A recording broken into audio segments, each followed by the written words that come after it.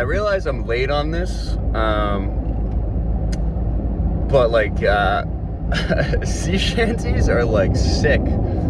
I actually only know the one that's about like the Wellerman. I thought it was Weatherman. I don't know why, because Pirates didn't have Weatherman. I don't think. Obviously not your meteorologist on your local news station, that's for sure. I don't know if they had like people in newspapers said the weather. Probably. I don't know if there's like a weatherman though. Anyway, sea shanties are sick, first of all.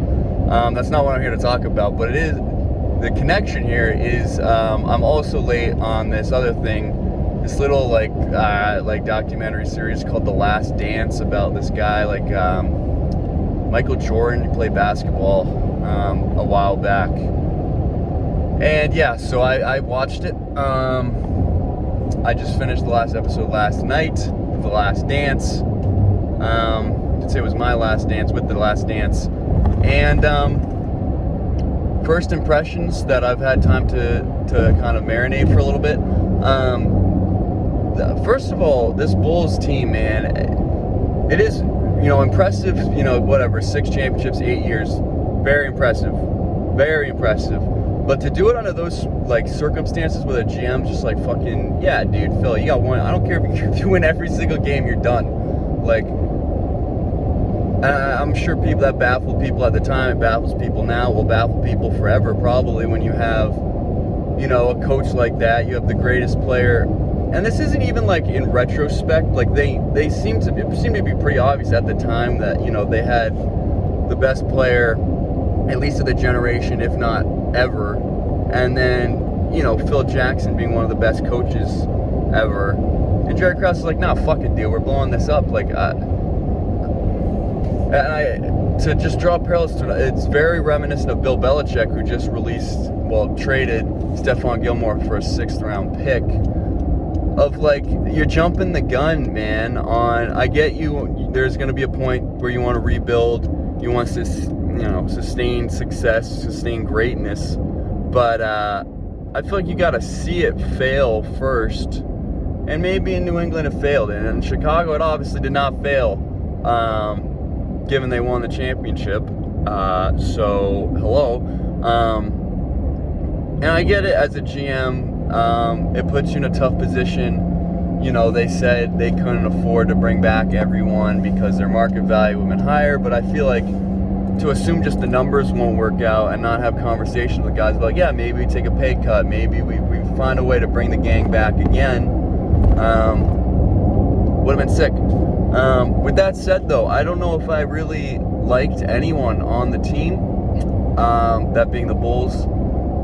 Obviously Michael Jordan, to be who he was and to deal with what he had to deal with, obviously creates, to some extent, your environment impacts who you are as a person. And, I honestly didn't know about his dad. You can obviously assumed, being who he was, his status, he would get hounded by paparazzi, by media. Obviously, I think nowadays we're so used to it, that just being media being so prevalent in players' lives, that it's different back then to be like a mega star,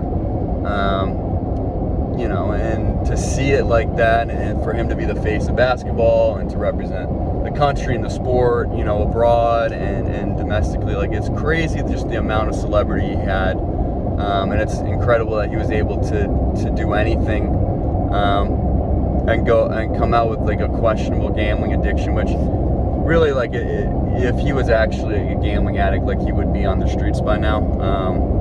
I would think, if you're like a legitimate addict, and he had a shit ton of money, so like you blow through it no matter what, because the house always wins. So, it's hard to quantify all of just the celebrity and just the whole off the court, and to be able to perform as he did on the court is ridiculous. Dennis Rodman was Dennis Rodman. That's not that I don't like him, it's just he's kind of who I expected, and he's just, that's who he is, and that's cool.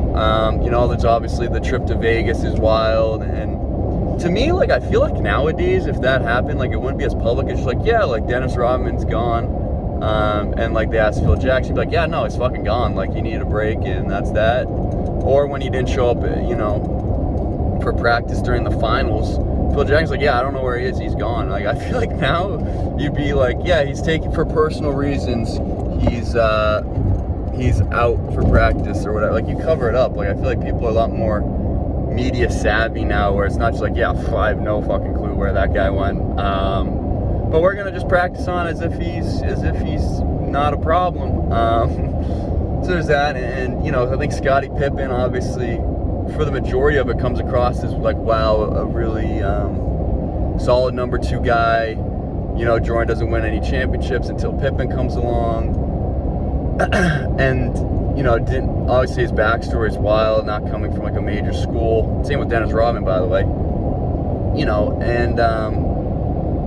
And to deal with having 2 people in wheelchairs at his house, all these players come in with all this baggage, some identity crisis, like everyone's got all this shit going on, and somehow it all worked where, I guess just on the basketball court, all that stuff went away, and everyone found kind of solace in the game. And obviously you can't be hounded by reporters when you're on the court. There's obviously a ton of pressure, but, you get to do what you're getting paid to do.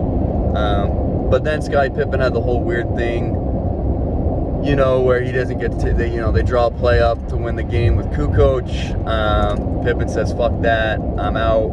I'm not going to do that. And that, that's pretty devastating. Just, and you could see when they talked about how devastating that was for them all to be chipping in, to be like, we don't have Jordan right now. We're still doing well. We made the playoffs, and to have, the, de facto leader after Jordan left kind of bail. That was brutal. And I think that at the time, hurt his reputation, and obviously he earned it back. But I don't know, that was wild. That happened. And, after that, I think Phil Jackson comes across pretty well as, he seems to be, with all of that baggage that I'm saying, like he's the guy that basically has to be the group therapist and kind of somehow juggle all these personalities, all the egos, deal with fucking Jerry Krause, this psycho guy who has his own shit, obviously, and has like problems of his own. And I think that's well established, so that's that. And the other thing I'll say is, I think we talk like LeBron versus MJ and all this legacy stuff. And, MJ's been, his career's been over for long enough that I think we forget kind of the trials and tribulations that made Michael Jordan. Like, there was the better part of a decade that Michael Jordan didn't make a finals, and Detroit beat him and Boston beat him, and it took a while. And even during, all their playoff runs, like he missed game winners. Like there are times where, he heaves it up and doesn't go in, or he misses an Indiana off the glass, it doesn't go in. I think we forget that because obviously it's overshadowed by all the greatness. At the end of the day, the guy wasn't perfect, and so we can't hold LeBron or anyone else to a perfect standard. Because even, it always bothers me, Michael Jordan 6-0 in the finals, and LeBron, obviously is like, I don't know what he is now, like 3-6, 4-6, whatever. And it's like, well, no, Michael Jordan is 6-0 in the finals, so yeah, he won every time he got there. But he didn't get there every year. Like, there's really, in my head, I would rather be 6-3 than 6-0. Maybe you disagree, but I'd rather say I got to the finals 9 times and won 6 than made it 6 times and won 6. Because at the end of the day, you still got 6 rings. It's just like, you lost 3. So what? You still were the best in the conference. And so, yeah, I think just in life, it's just, you go through some shit to become, like, the greatest and to motivate yourself. Like, sometimes the misses puts you back in the gym until you make it. That's another takeaway. And now I think it's interesting because I think as an NBA player looking at this, you have to wonder about, I would be really reflective, like, what am I doing? What is my role? How do I fit as a part of a team? Who am I in this scenario? Am I Michael Jordan?